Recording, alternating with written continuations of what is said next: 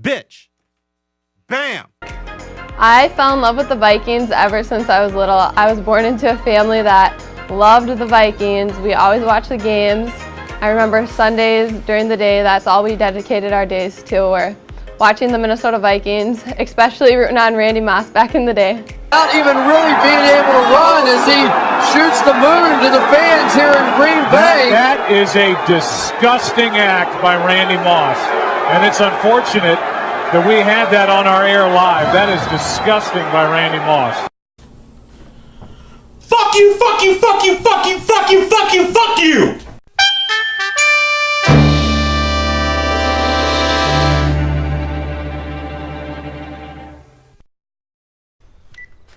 Hello?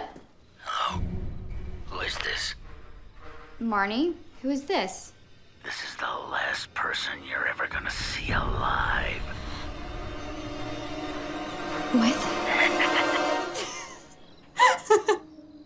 I'm sorry. I had to. You bitch. So, not funny.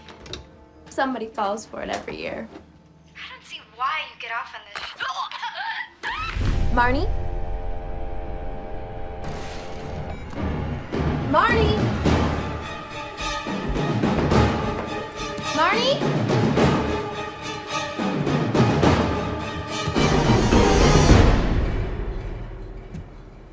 Good one, Marnie. Lights out, phone on the floor.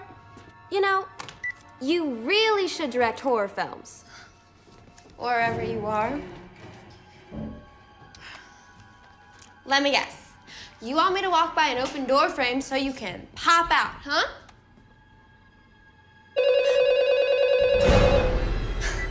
Okay, timing. Timing is perfect.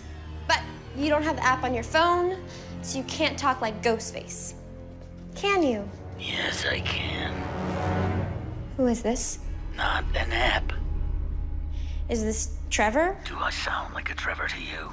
Think of me as your director. You're in my movie. You got a fun part, so don't blow it. What movie? Same one Marnie's in, only her part got cut way back. But you're the dumb blonde with the big tits. We'll have some fun with you before you die. I have a 4.0 GPA and 135 IQ, asshole. What did you do with Marnie? She's on the cutting room floor. That's not funny. This isn't a comedy. It's a horror film. People live, people die. And you'd better start running.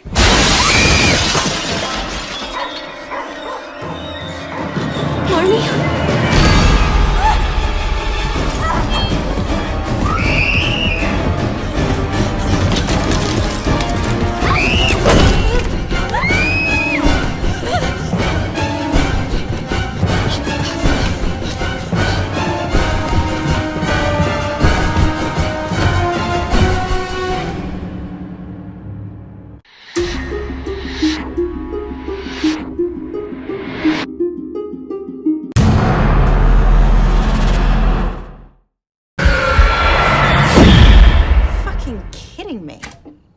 What?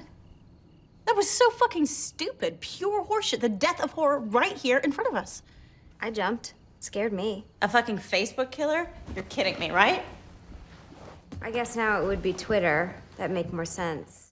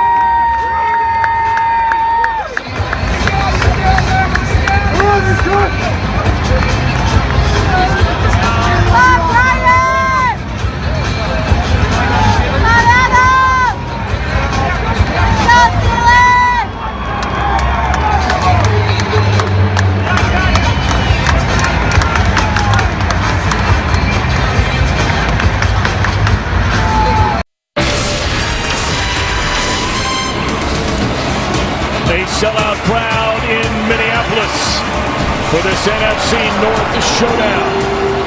The 2-1 Detroit Lions come to town to take on the 2-1 Minnesota Vikings. And hi again, everybody. Alongside Chris Spielman and Peter Schrager, I'm Tom Brenneman. Welcome to the NFL on Fox, and a good one today. Now, we saw Case Keenum a week ago. He was spectacular in his second start after losing in Pittsburgh. What about today in start number 3? Well, you look at the NFL locker room, and I can promise you this. It's a show-me type of atmosphere, not tell me. Case had to show the Vikings that they can believe him, and he did. You see his numbers on a year, but last week, Tom, 369 yards, a career best, 3 touchdowns, and more importantly, 0 turnovers. Meanwhile, for Matthew Stafford, the big contract he signed just before the season started, he appears to be getting better and better and better with every game. Well, Mike Zimmer said he looks like Aaron Rodgers, or that Matt's been watching Aaron Rodgers film, and you know what? I agree with him. There's not a throw that he can make with any type of arm angle. Footwork doesn't have to be perfect. And the other thing he's done, what Aaron does all the time, is he's become much more of an effective runner, especially on third downs the past 2 years. Well, something's got to give today in front of this capacity crowd in this spectacular venue in Minneapolis. The opening kickoff right around the corner. You're watching the NFL on Fox. I can't sit still if the jingle is not the way. Yeah, I think we're doing good. We're on the same page. That I hear it. Try another one. Well, you care. That's true. Everyone has a fantasy. It's time for the Hooters Fantasy Players of the Week.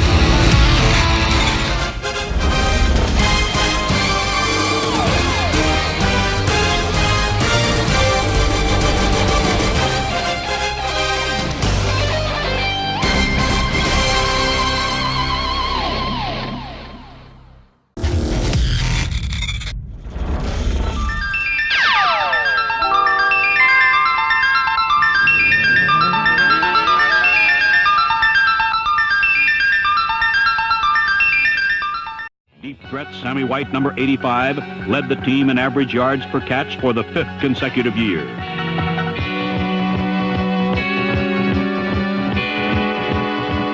White's array of moves are like bold strokes of art.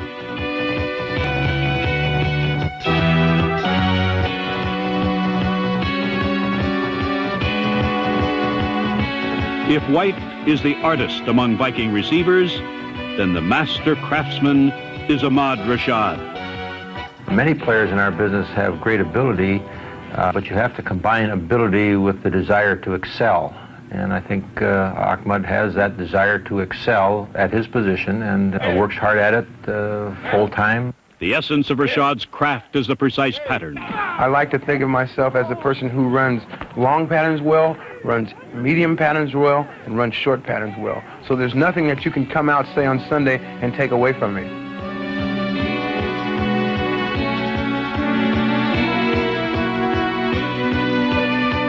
Rashad's 69 receptions led a team that boasted 4 others who caught over 40 passes.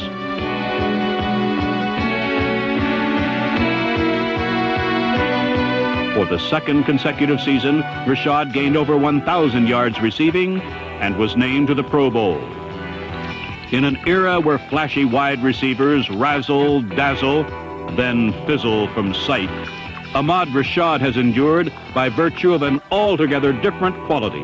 When I leave football, I would like for everybody to remember me as a guy who was consistently good. Not a guy that was up one Sunday, down the next Sunday, but good every single Sunday. Week 4 continues later today on CBS. Then tonight with Sunday Night Football on NBC. And tune in tomorrow for Monday Night Football on ESPN.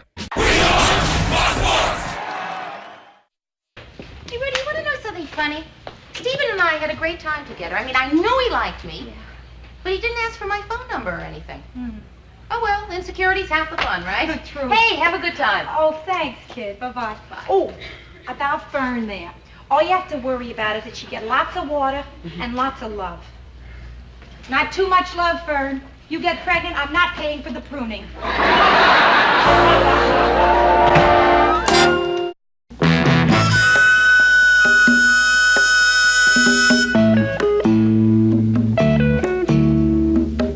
How will you make it on your own?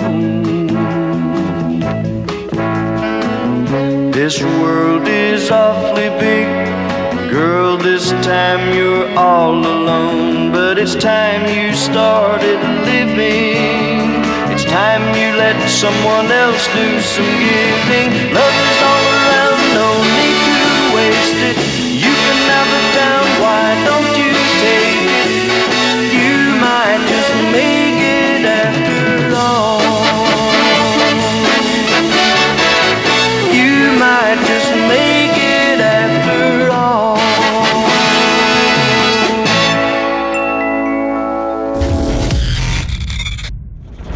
What a weekend it is for the former great Ahmad Rashad. The Viking horn in the end zone here as he gets his purple jacket over the weekend. The Lions will get the football. Minnesota winning the toss and deferring to the second half.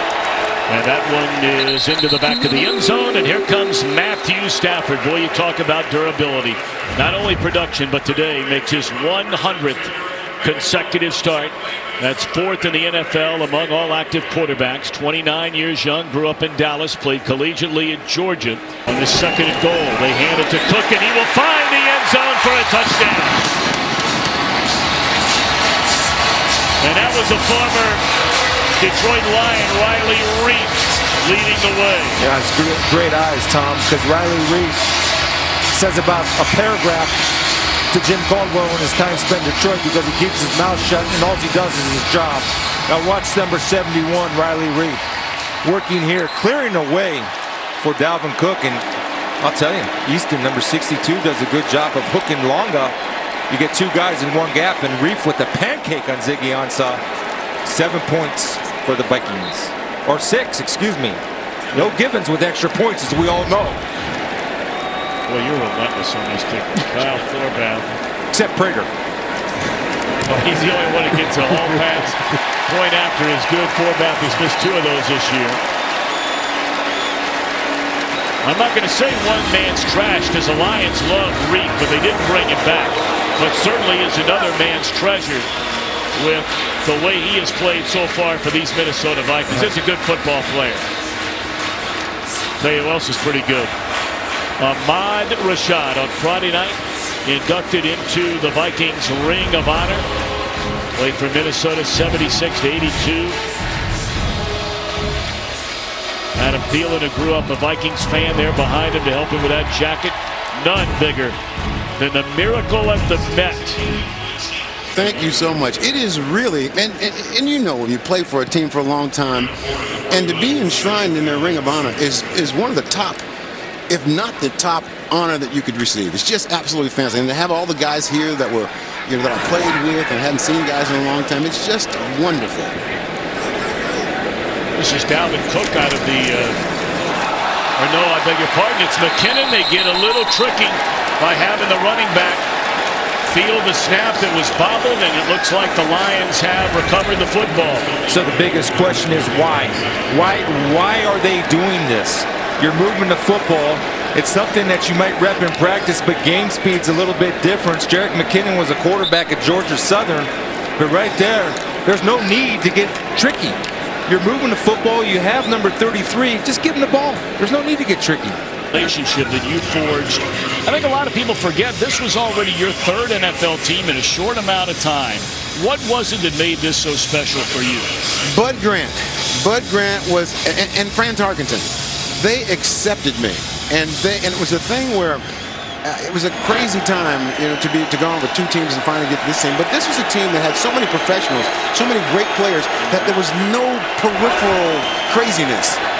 We, you know, sat up to play the game, and that's what all the guys cared about. So Bud was one of those guys that took me right under his wing, and you know, for that 7 or 8 years, I enjoyed myself and playing with so many great players. Fran Tarkenton, Tommy Kramer. Fran Tarkenton is the main reason that I'm here now and me ever playing on the Vikings. I was talking about some of the receivers that you, Sammy White. The Vikings were my all-time favorite team. Stu Voigt, pretty good, right? Oh, yeah. John Gillum in his time. Oh yeah, but it was all orchestrated by Tarkenton. Yep. Tarkenton could make anybody look great. Well, Ahmad, we're so happy for you. We appreciate in a very busy weekend you taking the time to come up here and visit us. You've gone on to even higher heights in your broadcasting career. Congratulations, young man. Thank you very much, and thanks for having me. Absolutely. Thank you very much, Mike. Great All right. Ahmad Rashad. Have a great broadcast. Thank you. Thank you. We know the help we can get. Trust me when I tell you that. Great to have Ahmad up here today, and boy, what a big weekend for him. A 1-point game, the turnover becomes 3 on a big day for Ahmad Rashad. Congratulations. Letting their man go. Zach center. They play fake it to him. And thrown and caught inside the 5-yard line. And that is a rookie tight end out of Toledo, Michael Roberts. That is his first NFL catch. Yeah, he's got a bright future. Michael Roberts is going to come across, and I love the fact, again, now they're setting everything up. This is a throw that Matthew Stafford can make on the move, on the run. Threw it away from the coverage, and Michael Roberts, the rookie from Toledo, as you mentioned, Tom, did a good job of adjusting and coming. Vikings has never thrown an interception in the red zone against Minnesota. Nearly won there. Abdullah looking for a seam, and did he get into the end zone? It looked like he did. Still waiting on the official signal. It looked like he stayed on his feet to get to the goal line, but we wait. You see right here from our angle. Well, that's got to be a touchdown. Yeah. I mean, his knees, unlike Golden Tate last week, there at the end of the game, did not hit the ground. That's all in the air right there. That's got to be 6. That's touchdown. No challenge. After reviewing the play, ruling on the field is reserved. Touchdown. All right, there we have it. Dean Blandino right on the money. So to Chris Scanlon. 2 turnovers in the first 3 minutes and 47 seconds of this second half by the Vikings, leading to potentially with a point after 10 Detroit points. That's a big thing, and obviously in any league that you play, that being able to convert turnovers into points, and the effort by Abdullah has been outstanding as they're lining up for 2, which I like. We'll try to make it 14-7. Got to be alert for Theo Riddick out of the backfield in any one-on-one matchup.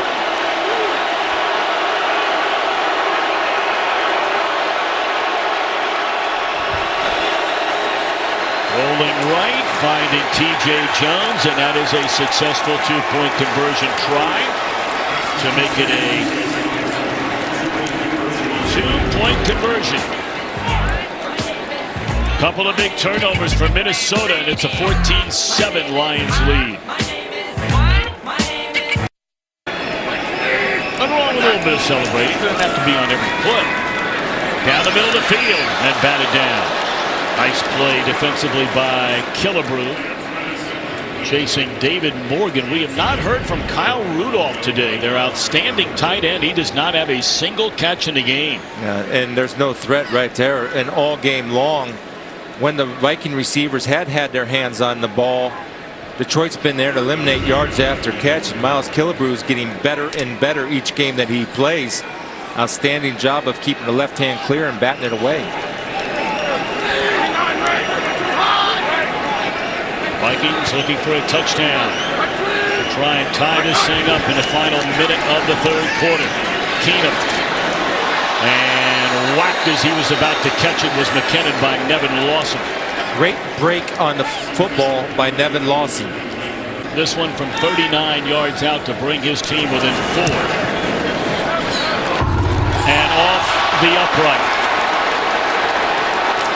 His first missed field goal of the season. So ball game's tied because they're all selling out. They're not even honoring the run with Case Keenum as McKinnon checks back into the ball game. The top of your screen.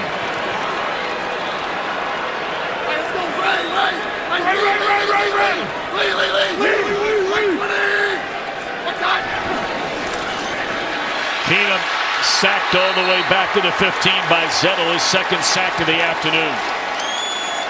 You know, that's a miscommunication right here. And how you slide away from him and leaving the most guy with a clear path to the quarterback unblocked is beyond me. Whistles everywhere all over the field. Minnesota called it. It'll only be a three-man rush. They have 8 defenders inside the 2-yard line or in the end zone.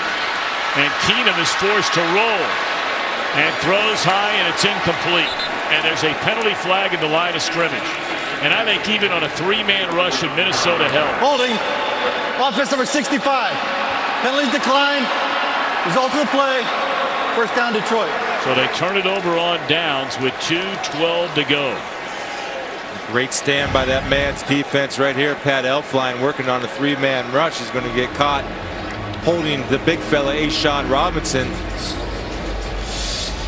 I think that's right where it is, but you know, again, they'll let both teams on both sides, the defensive backs, grab jerseys all day long.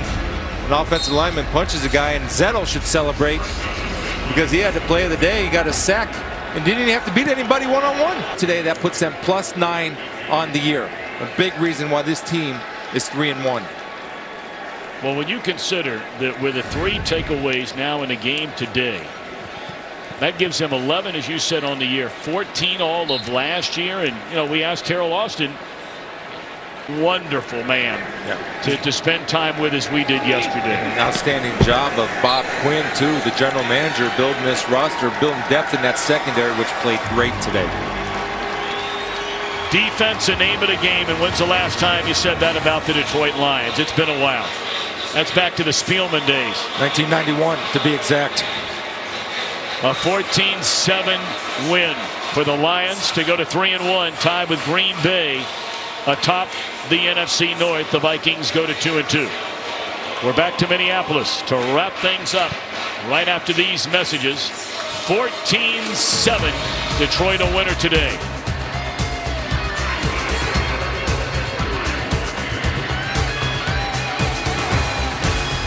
On the road now, they have won. They swept the Lions last year, and now this year in Minneapolis, 14-7, they beat the Minnesota Vikings again, 14-7 Detroit on top of Minnesota. Yeah, not the greatest day stat-wise for Matthew Stafford, but he doesn't care. They're 3-1 right now. Peter Schrager with the quarterback. Matthew Stafford, a hard-hitting NFC North clash. You guys get the win. How special was it to win here? It's a big win. Anytime you can go on the road in the division against a really, really good football team like Minnesota and get a win is awesome. We got a ton to clean up, man. On offense, we didn't do our job enough today. Our defense played outstanding and really helped us get the win. The run game was there today. You guys were committed to that. How important was it to get Amir Abdullah going early? It was big. You know, they're a team that likes to pin their ears back and get after the quarterback. They did that enough today, but really nice job when we were handing it off early in that game. Amir was making some big runs, some efficient runs, all of them. It was nice. Sometimes you win games scoring 50 points. Sometimes you win them 14-7 and just play it out there. How important is it to show that you guys can win this kind of game as well? It's big. You know, it's the second one kind of like this in the season. We went up to New York and did similar things. So it's great to pack that defense on the road and ride with them. They're doing a great job. We got to, you know, score some more points, make it a little bit easier on them. Matthew Stafford, 3-1 Detroit Lions. Congratulations. All right, thanks, Peter. Bingo. There's nothing like winning, man. Nothing like winning. You know, we talked about something last night, talking about being united. That's as good a hard-fought game on the road against a division opponent that I've seen in a long time, right? Guys hung in there, got, how many turnovers, 4 or 6? Four. It seemed like 6. 4 of them, right? You guys did a nice job of getting those turnovers, and I'm not certain that I've seen a better defensive effort than that one.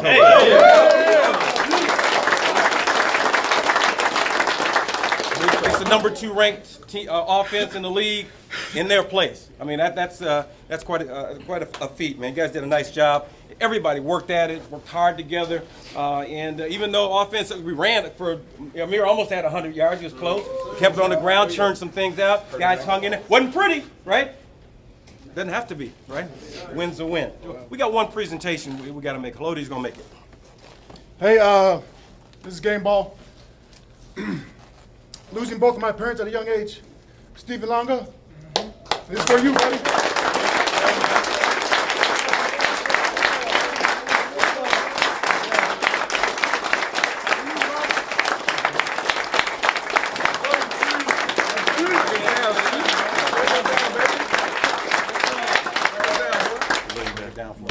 Love you, Steve. Lions on 3. 1, 2, 3. Lions!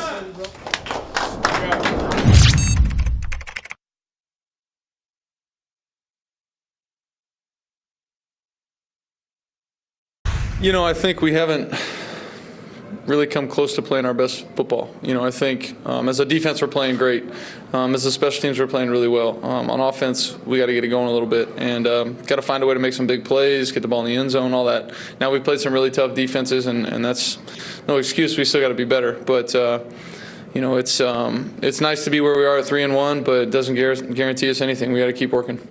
Detroit, I think we always have some trepidation when we watch Detroit. We go, are they good?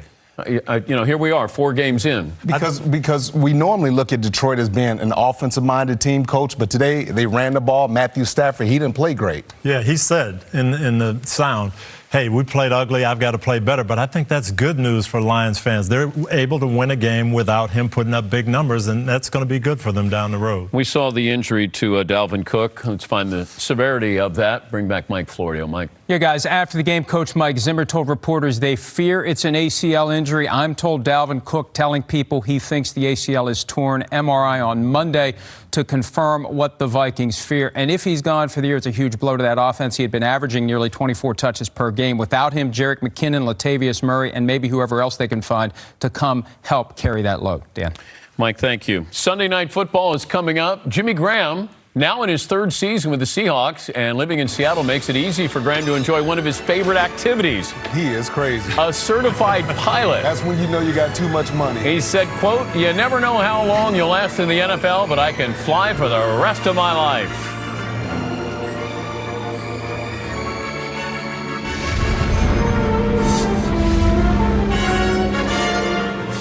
Last year, Detroit Lions, 3-1, Kay Adams. They are a team to be reckoned with. And they're at home against the Panthers next week. But before we even get to what happened on the field, you get to go and work the sidelines, but you go and you leave our show because you need to have all the meetings before you work the sidelines. And I'm so jealous. He gets to kick it with everybody. Like Matthew Stafford. Take a look at this. Oh, that's my guy. That was the day before. Suited and booted, by the way. Master's jacket, it looks like. Right. That's what he's looking like. Stately. Here. Listen, we kind of fan out when you do this, and I want people at home to really put this in perspective. The stage is the concert. The game is a concert. You're like backstage passes every time before the game. And I had a feeling Saturday night meeting with Matt Stafford that they were going to be just fine going into this one. They had that heartbreaking loss to the Falcons, and they were 1 inch short, and everyone says, how do you rebound off that?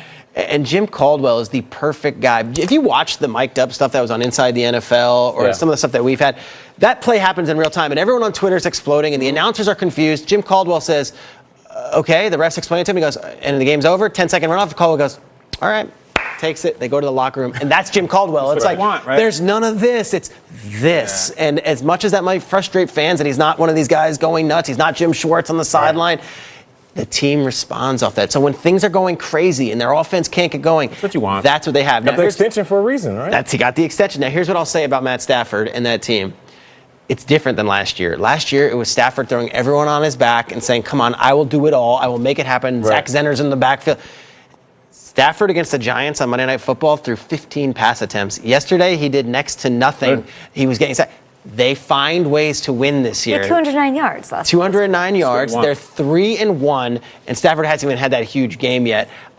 Look, he had kids 6 months ago. He had twins, all right? And he was talking to us. He was saying, is there a difference? And you're expecting a lot of these guys to say, well, Stafford said, in a rare moment of vulnerability for him, because he doesn't give much, he said, it's amazing because we had that hard loss to the Falcons, and I went home, and I've got 2 6-month-olds waiting for me, and they're crying, and they're laughing, they're doing everything. He's like, it does put it in perspective. And I will say this on this thing.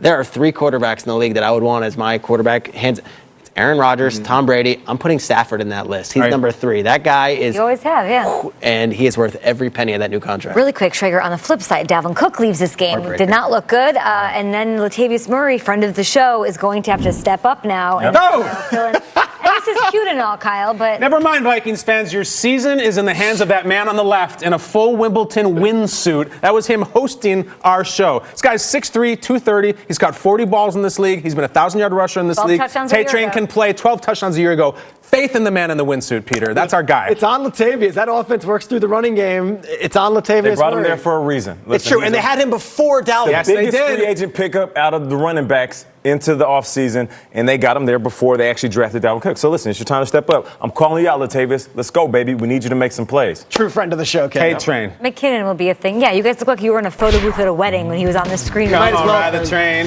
We've got your big plays of week 4 after this. We'll look ahead to tonight's action to wrap it all up. More highlights. Don't go anywhere. Love Latavius. Powerful stuff right there. Welcome back to Good Morning Football. Join us right now, Detroit Lions leading tackler through 4 weeks. He's in his 6th season with the Lions. He's also a former teammate, and I'm glad to call him a friend as well. Welcome in Detroit Lions linebacker Tahir Whitehead. Tahir, what's up, man? What's up, Tahir? Hey, what's up, Nate? Thanks for having me, man. Thanks for having me. Of course, man. First of all, good to see you, man. I remember you come in as a young pup, and now you're one of the best in the league. Now, you guys rebounded with a huge win over the Vikings on Sunday after a heartbreaking loss against the Falcons. What was the reaction like in the locker room, and how did you guys get your minds right to get ready for this bounce-back week? You know, every week, presents new challenges, and coming out after that game, it was a tough loss. We knew we had to just regroup, go out there and do it all over again. But, that's the type of team we have. We have resolve. We always going to go out there, find a way to, keep battling, and go out there and try to play again. To hear the highs and lows of the game, you had that big fumble recovery that led to the game-winning touchdown. But it happened on the play that ended Dalvin Cook's season. So what is it like being in the middle of that? What are your emotions when something like that happens? You never want to see a guy go down, no way, shape, or form. And he was a tough guy. Just watching him on film, he runs hard.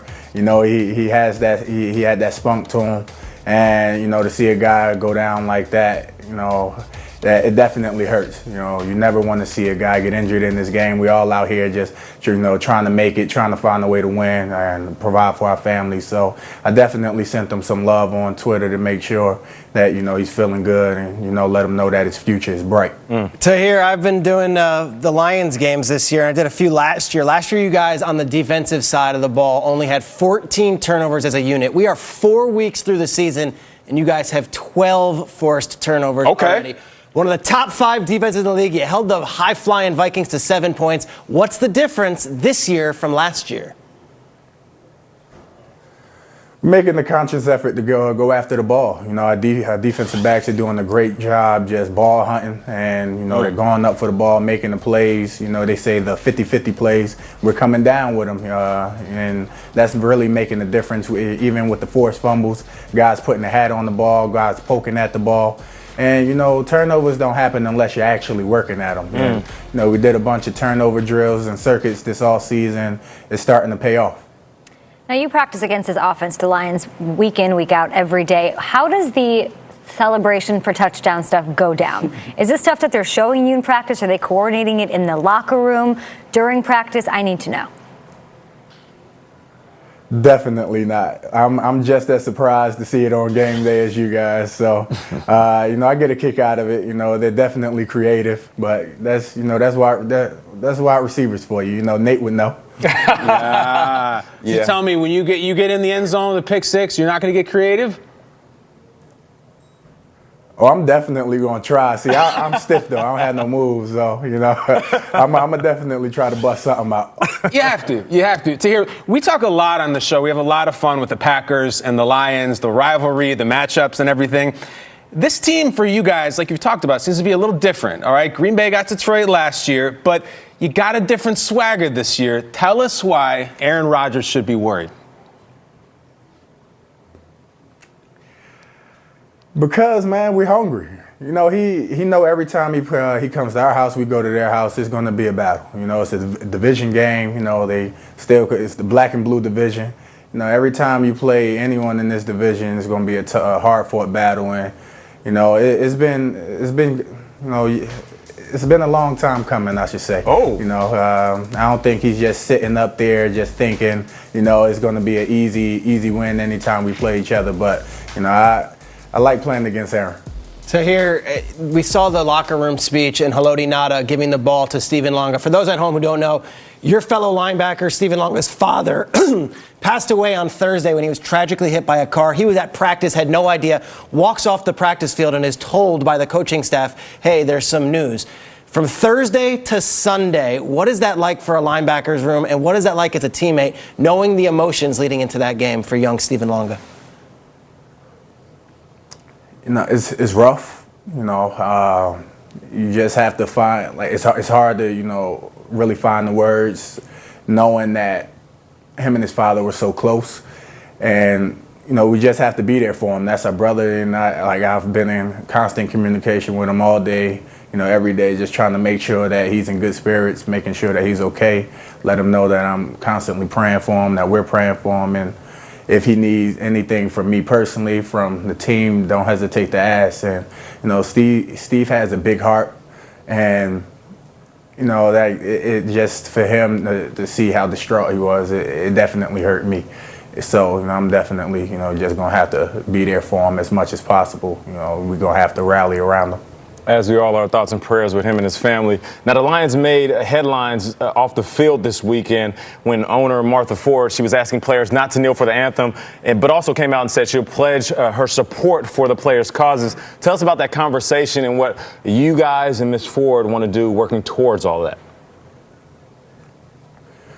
It's definitely something ongoing. We're trying to put our heads together to find out how exactly we can contribute to the cause and affect change. And right now we don't have anything set, but we're definitely working towards it. And that's big on Mrs. Ford's part, just stating that we have her support, and as a player, that's huge. As a player that kneeled, and for her to step forward and say, look, we have issues and we see that things need to change, and you have my full support. I commend her. That shows how big of a heart she has. Taylor, you played with this guy to my left for 2 years. So tell me a story about Nate Burleson. Man. Now we got some good stories. Tell me a story about Nate Burleson. Nate B. All I can really say is that I knew he was going to go on the TV, not as soon as he was done with football. He had that personality, that big personality. Every day after, practice, the media would come in, and it was almost like, hey, look, come here, let me talk to you real quick. Let me talk to you. Come check me out. This is true. So, did he talk if that you talk know on the Nate, field, you see his personality. Did he talk trash on the field? Yes, definitely. He talked so much trash. He talked trash on the practice field, and it got under my skin a little bit, here and there. But I'm like, look, that's the OG. He been around the block quite a few times, so I give him a pass. Well, Tyre, listen, big brothers, they got to beat up on their little brothers to make them tough, make them strong, and look where you are today. I'm proud of you. No, I'm joking. All jokes aside, man, Tyre, you're doing an amazing job. I see you mature on and off the field. Keep kicking butt, keep representing the Lions, keep living with that Lion blood, and let's see what happens this year, man. People are looking at you, my guy Schrager, myself. We think the Lions can do it this year, so stay healthy, keep balling, and tell everybody in Detroit, I said, what up, though? I appreciate it. Thanks for having me. Y'all have a good one. Tyre Whitehead. Let's keep the talk in the NFC North when we get back and talk about the Bears quarterback situation. No more Mike Glennon. Mitchell Trubisky, the youngster, will get a shot Monday Night Football up against the Vikings. Time of the season when you're talking about the Rams and you're talking about the Rams, and I'm going to give love to the Lions. Okay, all right. I never do that. I'm on the grand ship with one Kyle Brandt. And Matt Stafford, if you look at Aaron Rodgers, he's carrying the team on his back, right? Making plays. And Tom Brady's carrying that team and the defense. Everything's on his back. This team is not on Matthew Stafford's back, and it is awesome because it might be the first time in his career that is the case. They have really one of the more complete teams in the NFL through 4 weeks. And you're looking at what they're doing. They're running on 42% of their snaps. That is the highest since 2005 in over 10 years. You have Amir Abdullah coming off the best game of his career. He had 94 yards rushing before he got hurt to the start of the fourth quarter.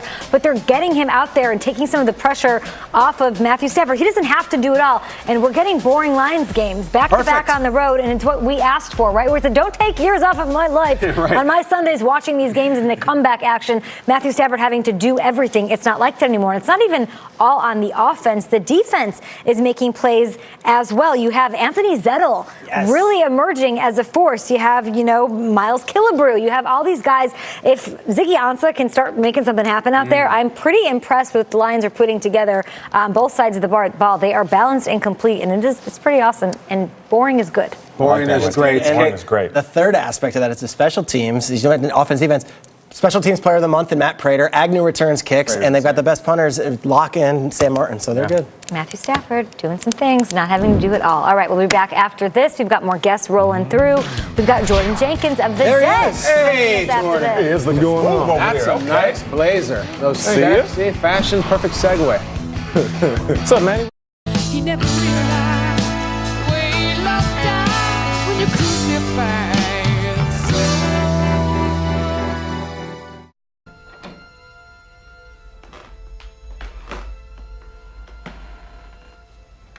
Elizabeth? You awake? Elizabeth?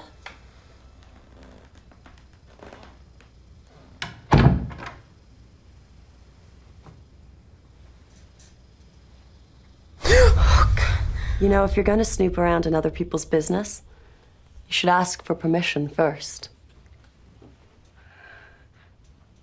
You know you're not supposed to be putting pressure on that ankle. Here, let's see what you've done. Oh, okay. Sorry, Shelby. I didn't mean to go in your room. Does this hurt? Oh, yes. What about this? Oh, Shelby, please stop. Stop. And this? I spent a lot of time taking care of you last night, you know. So the least you could do is allow for my work to do its job. Instead, you had to go for your little walk and fuck it all up.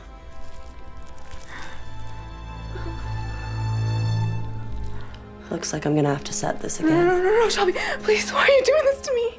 I'm trying to help you.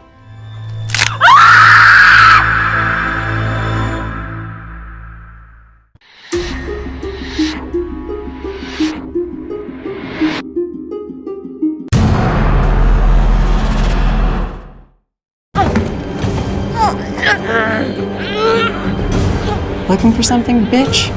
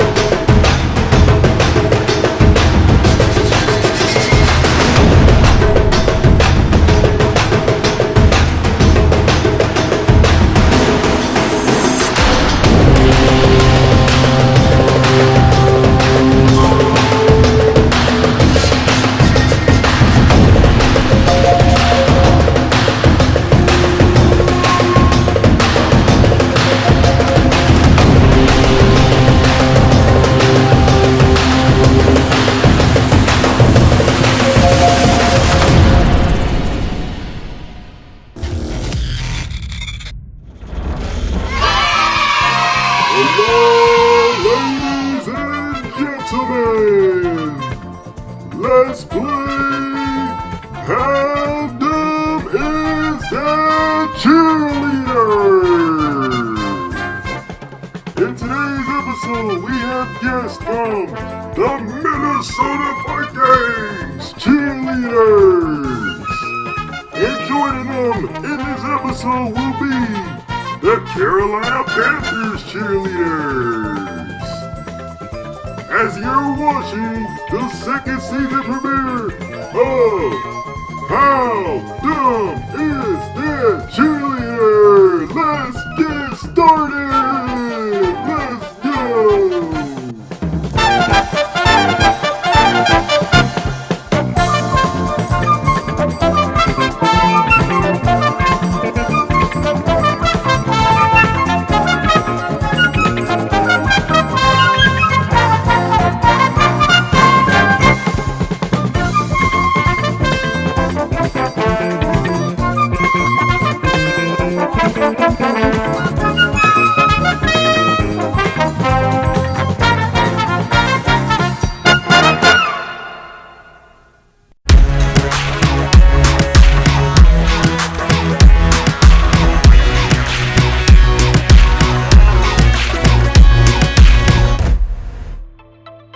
My name is Brooke. I'm from Lakeville, Minnesota, and I am a rookie this year. I realized I loved to dance when I was 3 or 4 years old. I started doing tap and jazz and little things at a local studio and just kept growing from there and had a passion for it my whole life. I fell in love with the Vikings when I was a kid. I have always been from Minnesota, love the color purple, love the sport of football, and have always just been a big follower of the Vikings, and I'm so excited to be an even bigger supporter of it now. Someone that inspires me is my mom. She is the most driven woman I've ever met in my life. She never takes no for an answer. She goes above and beyond in everything that she does and has really motivated me to be the best version of myself.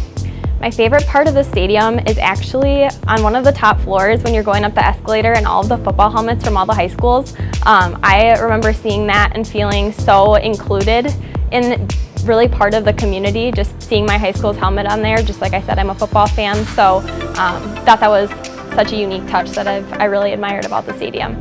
I overcame not knowing if I was good enough, elite enough to be on a team, being compared to such amazing women. I have gained so much confidence from being in this role. I'm excited to be an asset to the Minnesota Vikings and to the community, and I think just overcoming those insecurities really changed how I got to where I am today and where I'm going to go for the rest of my life. Shut the fuck up, you cunt!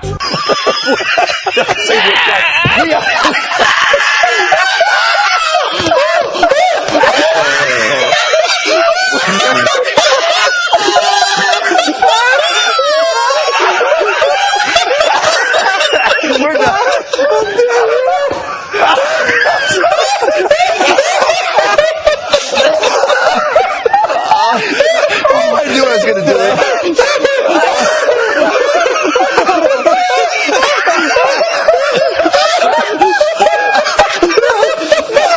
No, we didn't. No, we didn't. I'm done.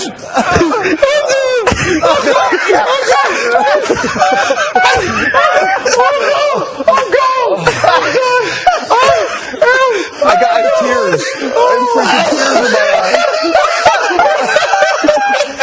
I wish this was a live show. I wish it was live. Give me the footage. Fans, my name is Tova. I'm originally from Warroad, Minnesota, and this is my rookie season as a Minnesota Vikings cheerleader. I realized I loved to dance when I was really little. I actually started dancing when I was about 3 years old, and after I was tap dancing to Itsy Bitsy Spider, I found that I actually busted open my chin, and I quit dance for years, and then I rediscovered my love in middle school, and I rejoined dance, and then I realized I should have never quit, and I loved every minute of it. I fell in love with the Vikings in high school. I've always loved following Minnesota sports. It's just really fun way to feel connected to a larger part of Minnesota. What I'm looking forward to most for my first season as an MVC is the very first time I get to do school with my teammates next to me. I think that's going to be a surreal moment when I am out on the field in the end zone with our teammates celebrating our first touchdown. What I would tell someone looking to audition for the MVC is to just go for it. And I went into it not knowing anyone, and I feel like a lot of people can be intimidated by that, just not knowing anyone. So go there, be open to the experiences, and take advantage of every opportunity you're given, and just know that only great things can come from it, no matter if you're making new friends, if you make the team, or just have a great experience to talk about later on. I have lots of people that inspire me, that I have 41 women around me that I think are so inspiring, that it's really powerful to be surrounded by women that are strong and motivated and like-minded, and it really pushes you to be a better version of yourself while you feel like you're also sharing your strengths with them. So I feel like the 41 women I'm with every day for the Vikings are some of the most inspirational women I get to spend time with. Thanks for watching, everyone. Can't wait to see you all this season. Bye. Bye, bitch. He gone! Baby, tell her to replace her. She's gone. She's gone. She's gone. Learn how to face it. Learn how to face it. I can't believe it. She's gone. Oh, why? Take her off. She's gone. Bye, bitch. My name's Taylor. This is my rookie season, and I'm from Blaine, Minnesota. Well, I actually started as an all-star competitive cheerleader for 13 years. I never really did dance. I did a little bit of high school fall dance team, but I really found out that I loved cheerleading when I was very little, when I got into gymnastics, moved on to competitive cheerleading, and continued on with that, and was ready to take on my next challenge as an MVC. Well, I was pretty young when I first tried out for the team. I tried out when I was 18, and I made training program my first year, and I decided to give it another try. There's not going to be a next time, you fucking dumb. Hey, wait. Hey, take it easy when you talk to me, okay? I told you a long time ago, you fucking little monkey, not to fuck me. Hey, who the fuck do you think you're talking to, huh? You wanna fuck? Who the fuck do you think I am, you fucking dumb boy? Come on, brother. Do you wanna go to war? Come on. Do you wanna go to war? We'll take you to war, okay? Tony, coño, cálmate, man. Alex, you there? Hey. He's not there. Cálmate, man. And I ended up making it this year. So yeah, it was just all about committing, practicing even more, and getting a hold of the MVC technique. Bitch! I fell in love with the Vikings ever since I was little. I was born into a family that loved the Vikings. We always watched the games. I remember Sundays during the day, that's all we dedicated our days to, were watching the Minnesota Vikings, especially rooting on Randy Moss back in the day. Not even really being able to run as he shoots the moon to the fans here in Green Bay. That is a disgusting act by Randy Moss, and it's unfortunate that we had that on our air live. That is disgusting by Randy Moss. Fuck you, fuck you, fuck you, fuck you, fuck you, fuck you, fuck you! Someone that inspires me would have to be my grandma. I've always looked up to her ever since I was little. She's a great role model and always keeps me going. Ever since I was little, I had a list of my top 3 dream jobs, and one of them was being an MVC, the other one was to be a news anchor, and then to continue on my career of modeling.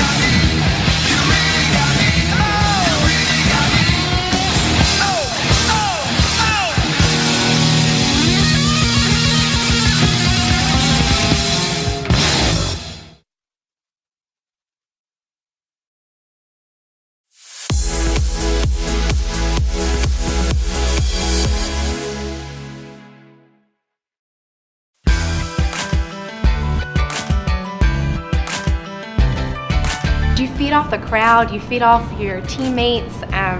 It's so much fun to be able to perform for that size of an audience week to week.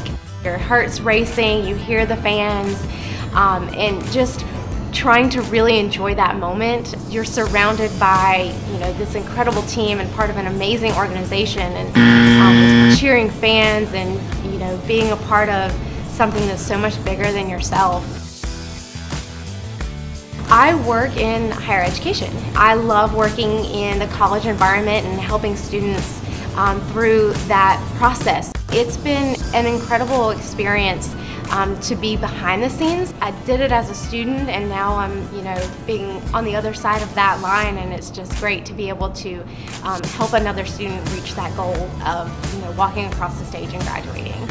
When you speak, 4 or 5 people listen. I let your ass on here so you can get yourself a little audience. All right? When I speak, thousands hear me. So you're the bitch because you can scream and yell. And guess what? When a tree falls in the forest, is anybody here? No. You're gone, and I'm still here. When I walk in the locker room, I know I have an incredible support system no matter what's going on in your life. something exciting happens, they're the first people that I want to tell. It's just been an amazing experience to get to know all these girls, and they come from such different backgrounds, and they're so interesting and so much fun to be around, and inside the locker room, on the football field, and outside. It's been wonderful to be a part of a team. Yes, I can say it unabridged because I've got the power and you've got nothing. So take your little Bojangles ass back to the east side and hang out at the rib joint. Bitch. Bye, bitch.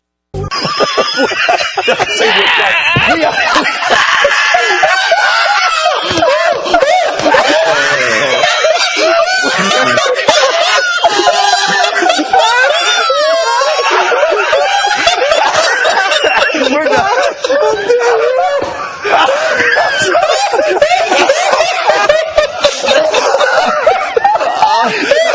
I knew I was going to do it.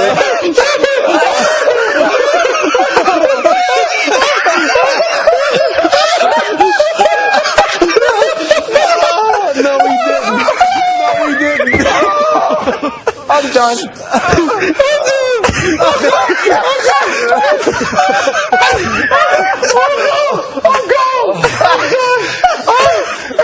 I got tears. I'm freaking tears in my eyes. I wish this was a live show. I wish this was a... Give me the footage.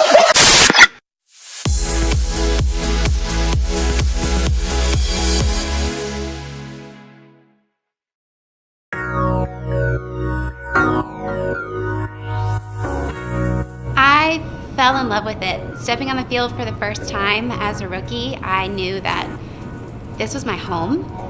It almost feels life-changing, and I always say that if I ever lose those butterflies when I go on the field, that I probably need to stop doing what I'm doing. But it's amazing because every single game I still get butterflies, and I still get that feeling, that just adrenaline rush, and that Adrenaline rush now. Adrenaline rush. Adrenaline rush now. Adrenaline rush. Adrenaline rush now. Adrenaline rush. Adrenaline rush. Come on. I am a certified ballet instructor. I've been teaching ballet since I was in high school. I get to teach dancers from 3 on up to professional, and that I've never stopped loving that. Girls come into my class and they're like, oh, I hate ballet. At the end of the year when I have girls say, I never thought I would love a ballet class, but I love your class. And that, to me, oh, that's rewarding. I'm a ballet nerd.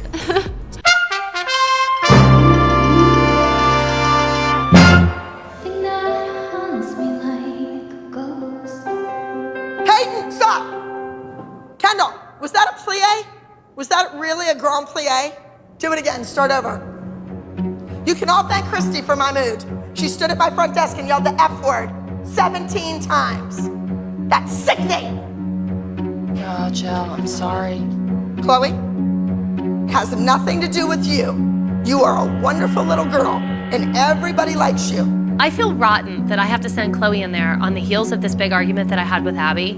We're going up against Kathy and her candy apples, and Kathy brings out the worst in Abby. Abby should walk in there and leave everything that happened outside of the classroom outside.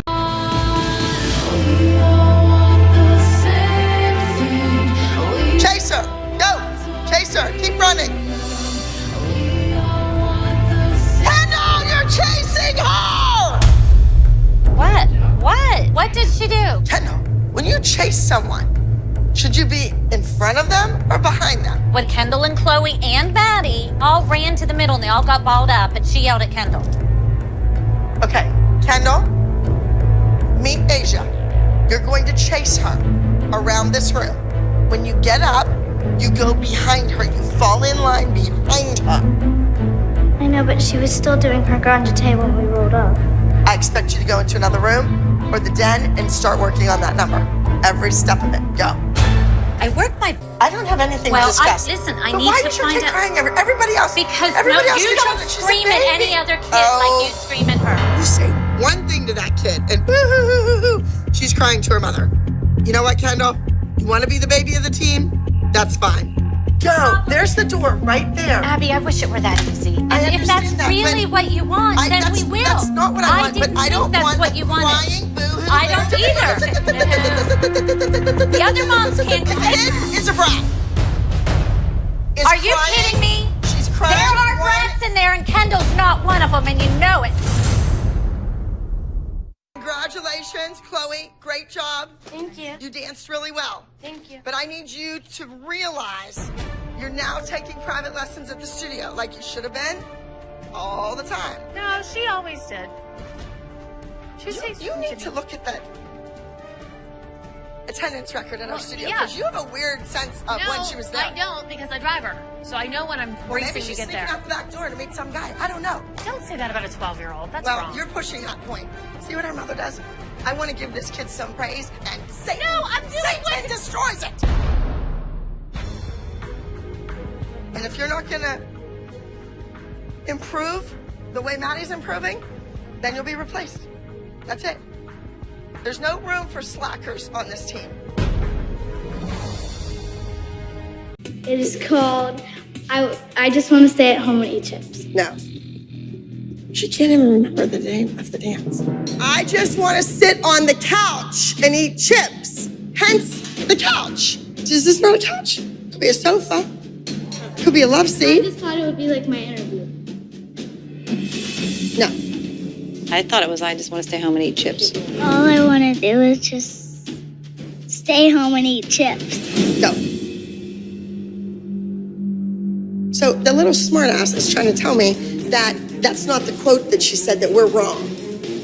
I'm not going to have Abby be mean to my daughter anymore. I can't do it. Abby's not perfect. That's for sure. Abby, why'd you call Mackenzie a smartass? Why? Because she was trying to contradict me. No, she said I thought it was, I wanted to stay at home and eat chips because that's what I thought it was too. You don't have to call her smartass. Well, but you didn't hear the way she said it. Okay, but I don't think you should call her smartass. I'll never call her anything again. She said other kids would just remember it in 2 minutes. She's like, okay, well, we have 20 seconds done. Just calm down. Kenzie, you know how this goes. She's just being mean and rude like she always is. I don't want to do it. Abby needs to take something out on someone and she's taking it out on us. But just... You three are doing solos. I don't want anyone on this team that is not a first place winner. If you win, it makes my studio look better. Maddie, you didn't win. Your sister beat you, so you failed. It doesn't look good for the studio.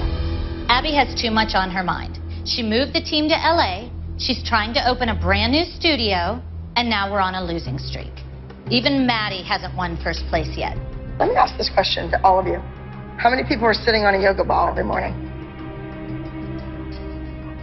Okay. So you don't really want to do this, right? I do. Well, get off your butt, walk over to Ross, and buy a ball. That's your fault. All of you. Don't embarrass me. That's ridiculous. We have great kids. She doesn't realize what great kids we have. Look at her front foot, not doing Okay, she hasn't had a stretch class in how long? Listen, That's why not can't true, your ladies. smart kid do it in the bedroom? Why can't she stretch on her own? You know what, Abby? You know they have not had a decent stretch class. You can't travel around the world, get in here, and expect them to be amazing. They need to stretch every day. Then they should stretch every day. You don't need a teacher.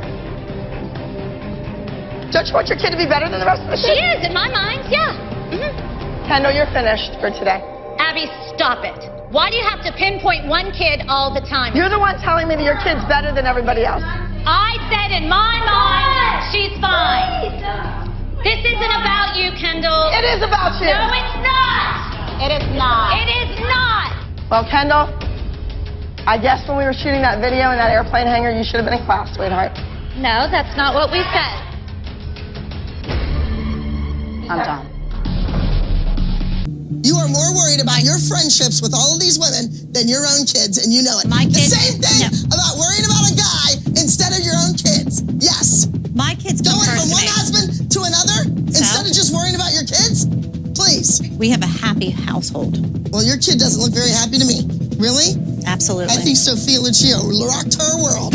One more thing. All of you kids, you need to listen up. If one person really has the dreams and the passion to do this for a living, nothing should get in their way. Melissa, listen to what I'm saying. I'm hearing you. Nothing should get in their way. And I know. Not your personal life, not their dad's personal life, not some other kid. It has nothing to do with that. Maddie needs to focus. The dance studio is the place that she thinks of as home. I know that. And you ripped her out of there and let her sit in the parking lot for 12 hours. I feel sorry for Maddie. She had a good thing going. Melissa, you're doing your kid an injustice. I am not going to sit in a dressing room with a bunch of kids and a bunch of disrespectful mothers. I knew right then and there her mother, Kelly, left the chair in the studio. Dingbat. Oh, look, she's looking to see if it's... Where are the stoppers? I wanted these rubber stoppers. I'll have them for the competition. No stoppers. I mean, really? This is important, Kelly. Do something. Done. You, Abby. You don't need them for the competition. I told you to do it for today. Look at that language. Doesn't that embarrass you? That she has to use language like that? That's what a truck driver uses. Why would she do that to Paige? You're finished. Next. Who's solo? We're done. You're not doing a solo. Neither of my kids are doing a group dance. That's fine. Okay? That's fine. Good luck paying your bills without my tuition. I pay for costumes and props, and I don't get them. I've been here all day making costumes for you while you were down the road eating. Stop eating. That's why you're fat. Goodbye. You were a mean girl when you were 12. You're still a mean girl. I want to go home. We are. Paige was frightened because Abby is a 400-pound woman and threw a chair with my daughter in the room. You can credit me for the rest of my tuition for the month. And rip up my credit card number.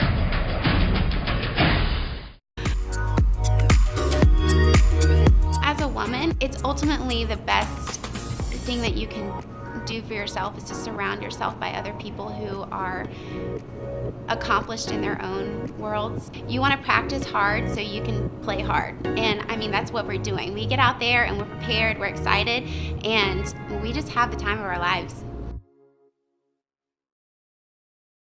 Bye, bitch.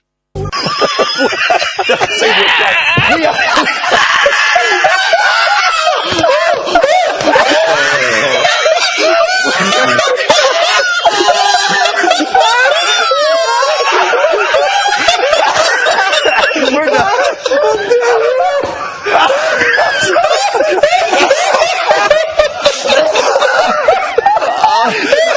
I knew I was going to do it.